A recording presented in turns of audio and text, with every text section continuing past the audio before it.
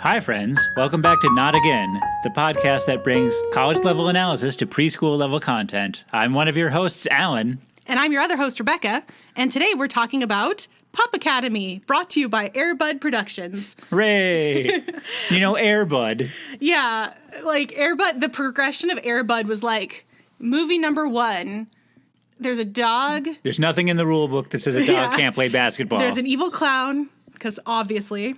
There is? I've never seen Airbud. You've never seen Airbud? I don't think so. Yeah, so there's like an evil clown who trains a dog to do clown tricks for birthday parties and then the dog runs away because the clown is mean and finds a kid, and the kid's like, you can play basketball. He finds out through some hijinks, like, you can play basketball, and the dog's like, arf, and then he like plays basketball. And then Airbud like 6 is like, there's 6 golden retriever puppies, and they all talk as well. They talk now. And I mean, here's Cuba Gooding Jr., and it's like, wow, that's... So the progression, I mean, like, I was able to suspend my disbelief enough for, like, dog can get ball and hoop, but then suddenly talking happened. So anyway, I've seen more Pup Academy than you've seen. Well, I want to stay on Airbud for a second. Was the reason that there was just too many scenes of just these puppies that they needed, like... There's only one dog in Airbud. Yeah. I think there was an Airbud 2 that still did not involve talking animals, though that one is fuzzier. Listeners, write in, because I don't feel like you're on IMDb. I remember with all the puppies, it was soccer, because it was World Pup instead of World Cup. The Squeakquel, yes. The Squeakquel. Yeah, and then there was Snow Buddies with Cuba Gooding Jr., and they were talking at some point, and they just decided to add more and more dogs, basically. Is there a movie with talking dogs or talking animated dogs that doesn't involve at least one joke joke in quotation marks, about the dog peeing on something? Unclear. All right. Kids love their potty humor, as we have discussed. Yeah. Anyway, there's something I wanted to say about The Secret of NIMH. Thanks so much to Dan McCoy, who's not listening to this right now, but thank you. Last week was amazing, and I fangirled a lot. But we were talking about The Secret of NIMH, and I was talking, I mean, if you listened to the podcast and you heard this, but we talked about how all of the animals are intelligent, so it's kind of funny that, like, the rats are super intelligent or whatever, but...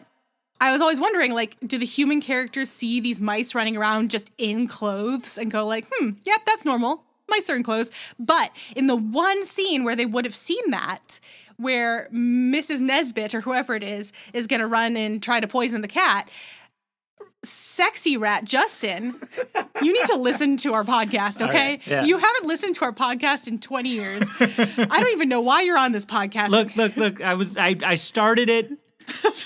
Just don't. It just came out last week. I've been busy. I'm going to listen to it. Yeah, I'm leaving your shame in. I'm not cutting it out. I'm listening to the ones I'm not in. Yeah, I suppose. So she's about to steal into the house, and sexy rat Justin goes, wait, you don't want your cloak to get caught on something. Quick, take it off and give it to me. And that's the only item of clothing she's wearing. And so the one time she gets caught and seen by humans, they cleverly introduce this idea that she wouldn't be wearing clothing. So they didn't have to deal with that. Because, like, imagine if a little boy caught a mouse. It's like, Mom, I caught a mouse. She's wearing a robe. That would, it's just too many questions, right? So he's like, oh, your robe might get caught on something. Quick, take it off. Give it to me. And it's like, it was so clever that it took me a while to even get there. All right. We don't have to leave this in because we might end up doing an episode on Bolt. We are going to do an episode on Bolt. We are going to do an episode on Bolt. So maybe I'll save it. But, when Bolt and his compatriots get caught by the dog catcher, he's just wearing his collar that says his name and where he's from and probably his phone number, because they do that. And just like, he would just call the number. That's like number one job of dog catcher is like, read the collar, call the number. Yeah, but in movies, dog catchers are evil. And so, like, they purposely are like, I'm going to lock you up, kid. Well, actually, they're not in this. He's just like, oh, no. He's kind of dopey. Dopey or evil, yeah. But, like... There's actually evil dog catchers in maybe Pup Academy. Where did I see that? There were evil dog catchers in something. Anyway, we have to cut that out because we're going to talk about Bolt eventually. No, I mean, we talk about stuff. Right. Radar, I swear to God, if you unplug this microphone... But that goes with, like, the one time you would see her without clothes. Yeah. But it's just like, no, the collar's right there. I mean, yeah, that's... It says Hollywood on it. We saw. It's a lateral step for wearing clothes, but I got there. I can see what you're doing. You cannot look at my computer screen. I can't look. Yeah, take your glasses off, right? That's what you did last time? That worked before. Yeah, okay, cool. Now I don't have to worry about it. And plus, I'm 20% sexier this way. I can't leave that in. Oh. Okay. I can't leave in your sexiness. You'll leave me. I'm 20% better looking this way. Okay, sure. So I have, not here, I have a quiz. If you don't know about this for our Paw Patrol episode, which was episode 32, we did a quiz about Paw Patrol that I found mostly on the internet. I think I made up a couple questions myself. And Alan did very poorly at it because I had seen more Paw Patrol than he did. So I've also seen more Pup Academy than he did. So we can't really have a full in-depth discussion, but I do have a short 6-question quiz. And we're going to see how well Alan does knowing little to nothing about this show, except that it is an Air Bud production. I will say this in favor of the show. It's Disney, so they have the budget for it, but the mouth movements of the dogs are the most fluid I've ever seen. Okay. So anytime you do a talking animal movie, you have a choice, especially in live action. It's a little bit easier with animation because, you can play with the way bodies work. But in live action, you have a choice. You can do the runaway home. Is that what it's called? Homeward bound. That's the one. You can do the homeward bound method, which is where the animals' lips and mouths do not move, and it's kind of like Garfield style, like thought bubbles. You just hear their thoughts, but they're clearly communicating with one another. Or you can try to animate their mouths, or I suppose that third thing, you can stick peanut butter in their mouths, which is what makes horses talk for real. Yes, it's a secret trick with horses that if you put peanut butter in their mouths, they'll talk. They gain the language of English. Yeah, that's how Mr. Ed worked. But so that's, I guess, the third way is to torture a horse. But let's go with the first two. So you could either just have them be animals and just pretend they're thinking at each other, or animate their mouths. And normally I would say don't animate their mouths. Like, look at Marmaduke. It was terrible. But with this show, with Disney money behind you, it's good. Okay. It actually is pretty seamless. And you can tell that there's a lot of green screens where they just like filmed one dog in front of a green screen and then filmed another dog. Like, there's very few times in the show when there are multiple dogs actually in the same room with each other for scenes. But they do it in a clever way. Lots of good editing. So it's children certainly wouldn't be able to tell. That's good enough, right? So are you ready for your 6-question Pup Academy quiz? Darn tootin'. All right. Number 1, which of the following is the correct plot summary for Pup Academy? Now, I think that you might have an advantage because you did see a quick glimpse of it the other day before I told you to avert your eyes. That may have given you a hint here. So we'll see. I've seen bits and pieces, I think. Yeah, so we'll see. Okay, so which of the following is the correct plot summary for Pup Academy? Mm-hmm. A. Puppies from across the globe travel through magical portals and fire hydrants, toilets, and doghouses to a magical school where they are trained in the arts of wizardry. One day, if they pass their magical obedience training, they will call themselves canine mages. That's A. That's A. Okay. B. Dogs from all over the globe travel through magical portals that are disguised to look like fire hydrants to a secret place where they are trained by an esteemed canine faculty to become man's best friend. All C. right. In an alternate dimension where the world is populated by dogs, a group of young pups meets for the first time at Pup Academy, the most prestigious private school in the country. They may hate math, science, and history, but they love their new friendships and adventures. It's got to be B, right? Yes, it's B. I want dog wizards. I would love dog wizards. It looks so much like Harry Potter. So you have... Yeah, it's a dog boarding school. They're all in... Well, it can't be. It can't be a dog boarding school because they, go back to their owners every day. Oh, they do? I think so. But through magical fire hydrants. Through magical fire hydrants, obviously. And what happens when there's an actual fire? The fireman comes up to the fire hydrant, just falls in? And it's like, whoa, I'm in a school for dogs all over here. I don't know why the firemen... People are dying. Yeah, firefighters talk like that, right? They're just I'm in a dog school. I don't know what that is. So, yes... But they clearly pulled from Harry Potter, I feel like, with the, school uniforms and the magical portals and the older professors who are like, rah, rah, rah, and stuff like that, except the older professors are dogs. I think there's one that's a corgi and there's definitely one that's a Siberian husky, gorgeous dogs.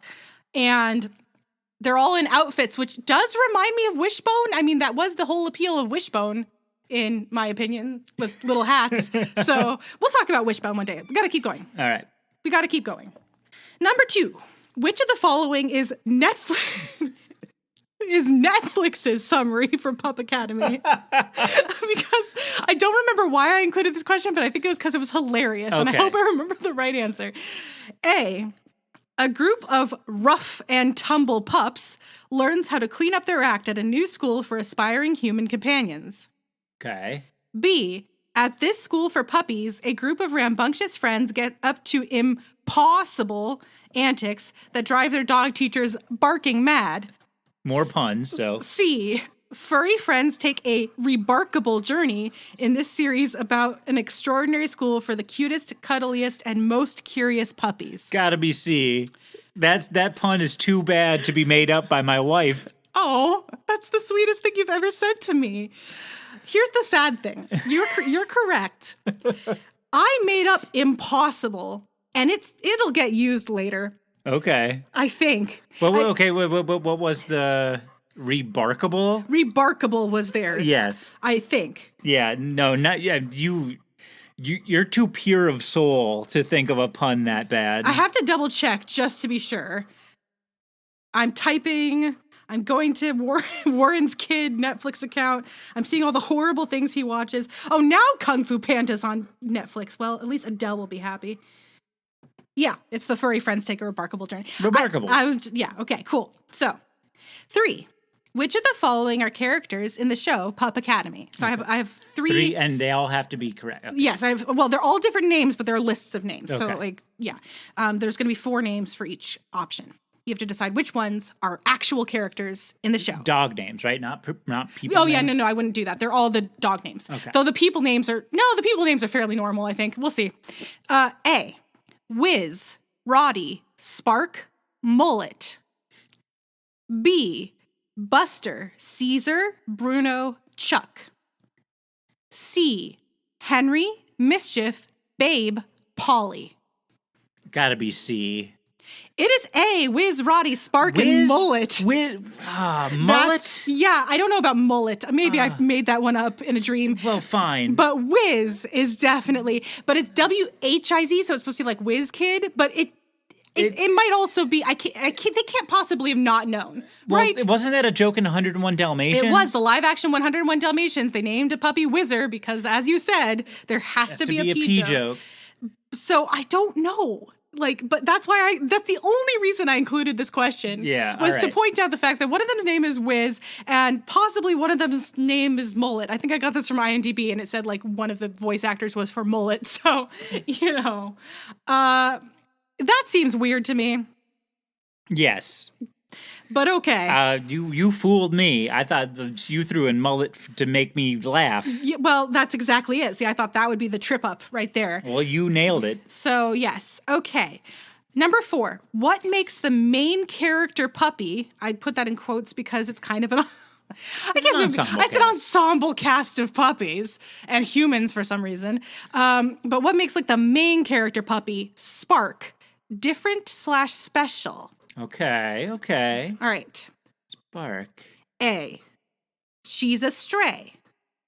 Okay. B, she's a mutt, a mix. Not purebred, I guess. C, that's very Harry Potter. Yeah. C, she can't do magic.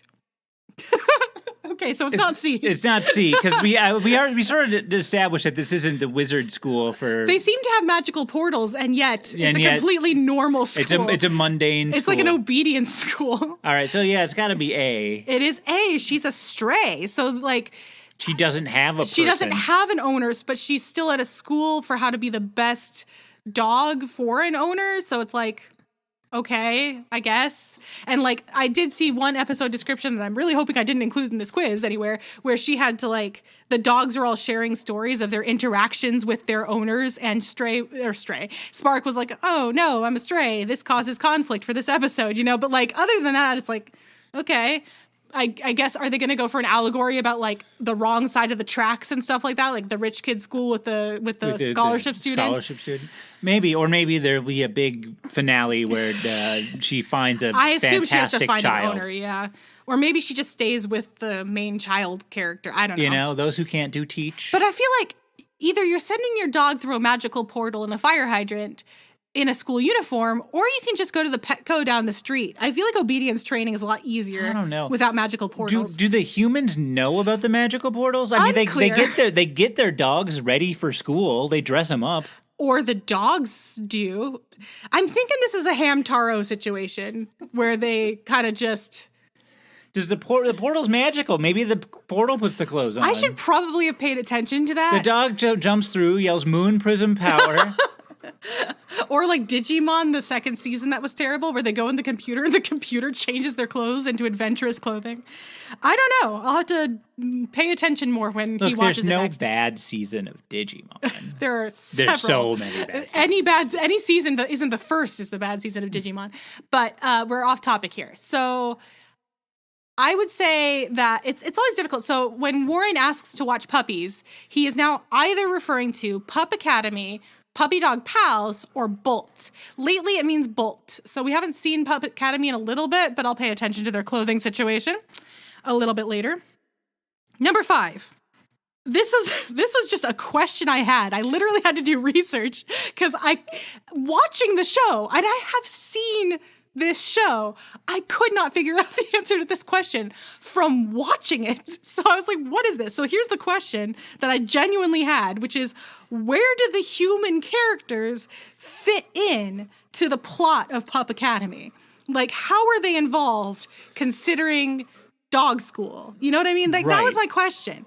So I had to figure it out. So here are your 3 options. A, when the humans go to work, the dogs sneak away to go to the school through their fire hydrant portals.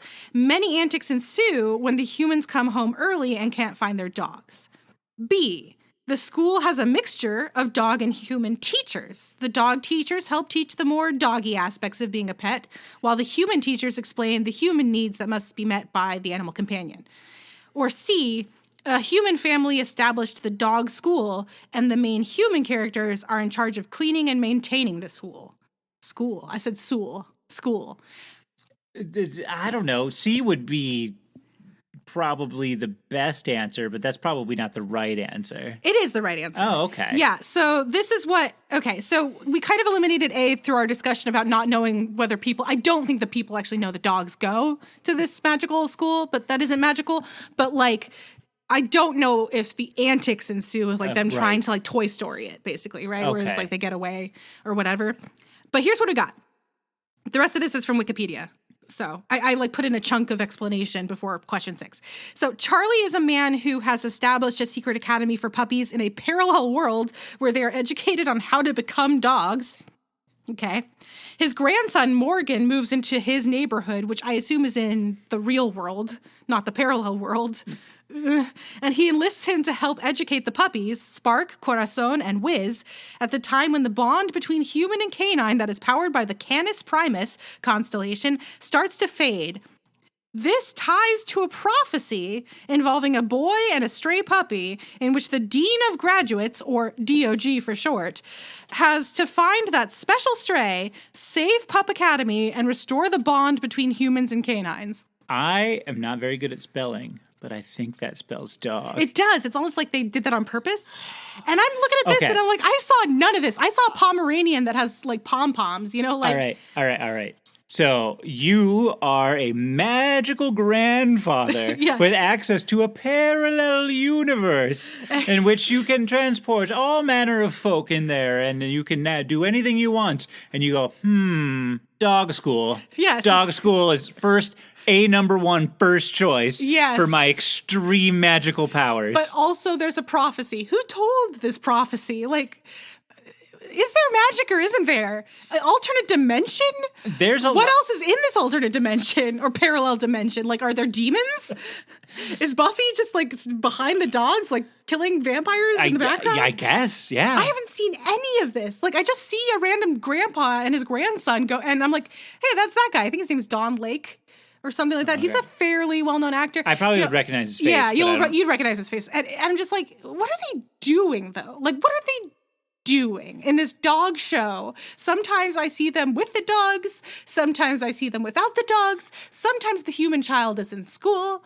I just didn't get it. And I still don't. But here's the list of characters. We have Charlie, who for some reason invented this school in this parallel universe, but is also the janitor. He's the grandpa. Yeah. Don't get it. But he's the janitor of Pup Academy, and his ancestors helped found the school. So, okay. Morgan is the grandson who helps out. Izzy is a girl who Morgan befriends because we needed, a girl character. Spark is a street smart stray boxer. Corazon is a goofy golden retriever. By the way, the stray of the prophecy, obviously. Yes, yeah, Otherwise, we would have started the story at a different point in time. Or without strays. Yes. So Corazon is Izzy's golden retriever. Wiz is a nervous and clever sheepdog who is owned by James. I don't know who James is. And the dog, DOG, the Dean of Graduates, a Pup Academy Siberian Husky who looks for the stray of the prophecy. So apparently that's his job, is just looking for that stray, the diamond in the rough. But that dog is right under your nose. Yeah, under your nose is kind of a dog pun because dogs sniff things out really well. That's what good. I was going for. Yeah, I like it. No, it's good. I don't know. No, not really. This character's okay. this might have been one of those times where I was responding to you without listening to you. Is that okay? Yes. Because I'm not quite sure what we were talking about actually, but you just said no, not really, and I was like, what did you just disagree with? What did I say? You said it was a dog pun and it was fine. I was like, no, not really. Okay, I was like, I'll listen back later. Sometimes I also don't listen to myself. That's problematic. Number 6, because you're still doing really well. I think you only got one wrong. Oh, wow. Yeah, the dog names you got wrong, but everything else I think you got right. Yeah, because I didn't think mullet was real. Yeah, I don't know. I'll have to look at mullet on IMDb later, I guess. Well, if you fooled me, you fooled me. Yeah. I mean, it's not like there's money on the line here. No. Not that you know of. Number 6.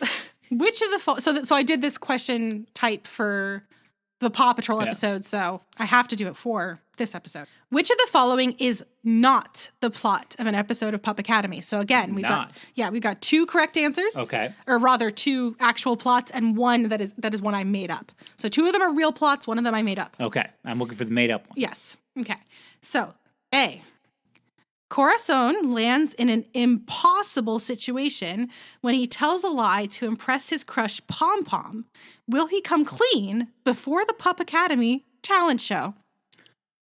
Yeah, I'm going to go with real on that one. Okay. You already told me about the Pomeranian. And so unless you were seeding me with deceit by telling me about the Pomeranian. I don't think I play 3D chess that well. Yeah. But honestly, I did use character names for none of these are fake character names. Okay. So they're all characters. And you're going to notice some other themes. Yeah. So I tried to blend in school talent show, and that seems perfectly Disney Disney level conflict. And having a crush named Pom Pom who is a Pomeranian who waves pom poms because the Pomeranian's a cheerleader, because the one trick they taught the Pomeranian was to sit up and wave its front paws. That does sound pretty cute. They literally attach little pom poms to it with wrist ties or whatever. I hope Radar's panting just shows up in 90% of this episode. You're such a great dog. Anyway, you're the great DOG, the stray of the prophecy. You were a stray, You were a stray, Okay, bye. I think he made the door creak with his own butt and then was like, somebody's here. And it was like, no, it was your butt, Radar. But anyway, B. Spark and Wiz compete for top barks in their classes, but as the competition gets more intense, their friendship begins to suffer. You got to learn who your real friends are. That could be a real episode. And C. Ready for a perfect rivalry? Wiz, Corazon, Spark, and the rest of the pups learn how to coexist with nature's enemies, cats. Now, I hate to go Captain Planet on you. Yeah. But nature's enemies, cats. We'll talk about that later. Which one did you think it was? They all have puns. I made sure to put a pun in there. Are there cats in Pup Academy? There can't be. I think that's the fake one. It is B. Spark and Wiz compete for top barks. Top barks. I want to tell you how I came up with that pun. So this is where impossible showed up. Sheer genius? What?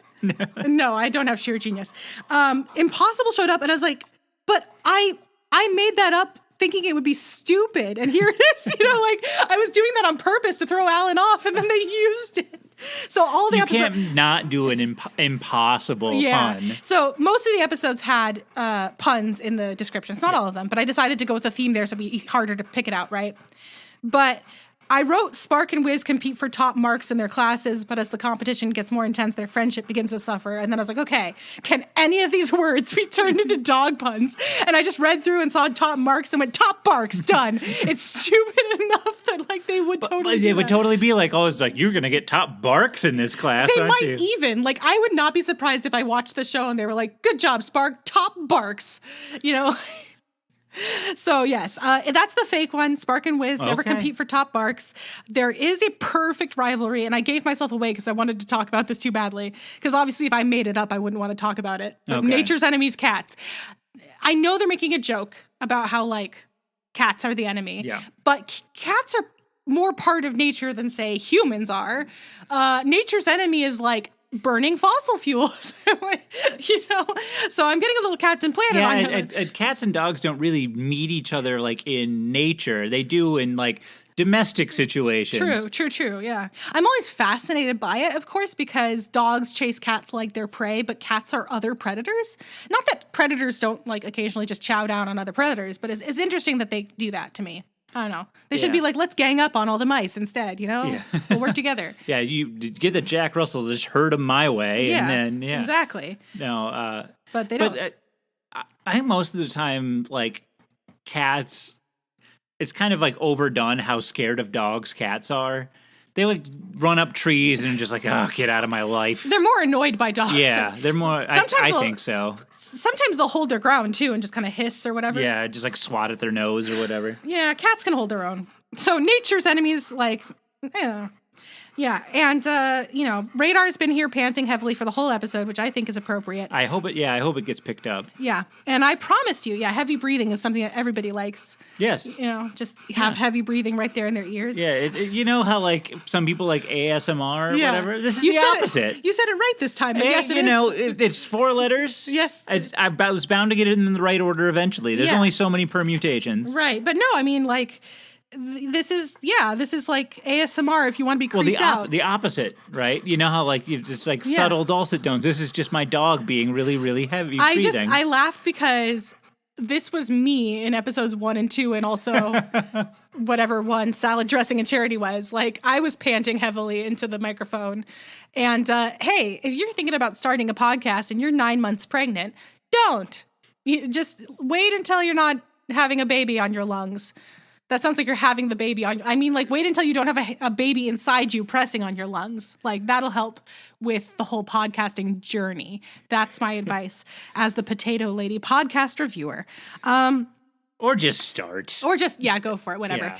The first episode sucks anyway, so you might as well throw out that pancake. As well. You know, just get the whole thing out at once, all the bad stuff. So what do we think about Pup Academy? It seems perfectly harmless. Bad puns abound. The whole world has a lot of questions. Yes. If we were doing the rating system from the Cars universes, it would not do well with world building. But as far as like letting our kid watch it, I find it hilarious that it's an Air Bud production, whatever that means. They made enough money. Yeah, on Air Bud to just like we're gonna keep milking this cow. We can just keep going. I feel like I should have. They're gonna keep barking up this tree anyway. Yeah. I tried. I shouldn't have. You shouldn't have tried. No. You should just not have tried. I should never try. That's another piece of advice I have for you. Never try. So, if at first you don't succeed, I guess that happened. I mean, video games. If at first you don't succeed, video games, right? And cookie dough. Yeah, video games and raw cookie dough. That would be my solution to not succeeding, and has been many times. It's my solution to most things. What was I saying? Right, I wouldn't watch this show. Like, it's not Bluey where I might actually watch it. It's not like something that you would that's like fun for the whole family. It's completely harmless for the background. It's puppies in clothes. It's cute enough. And like I said, the mouth movements are pretty spectacular considering. It doesn't appear to have any really bad or weird lessons. Yeah, I can't even say I found a lesson from this show because I just haven't watched it enough. And I tell you this, and I'm being truthful here, sometimes I sit and I try to watch it, and I'm literally paying attention to it, and I still have no idea what's going on. Like, I don't. I think the lesson is, so like, I think I found a lesson. Even if you're a stray, whatever you want that to be a metaphor for, different, poorer than your compatriots, whatever you want it to be, different in some way, you are still capable and you should be allowed to participate in activities with other people or dogs. You should still go to school and get top barks. Right. And we believe in you over here at Not Again Podcast. So I have to go pick up my sons from the nanny's house. Thank you for listening, and thank you for existing, and thank you for helping us maintain our marbles for one more week. Yeah, we'll talk about Ratatouille. I got Martin and or Adele coming back for that. And also, Alan and I are trying to move. We don't know how successful we're going to be at that, but it's going to be fun trying to, keep all these plates spinning. We have support sites. I have a book out. I have a YouTube channel. It's called Potato Lady Has Thoughts, if you want to see me rambling in front of a poorly created green screen. Until next time, I'm Rebecca. And I'm Alan. Bye, friends. Bye.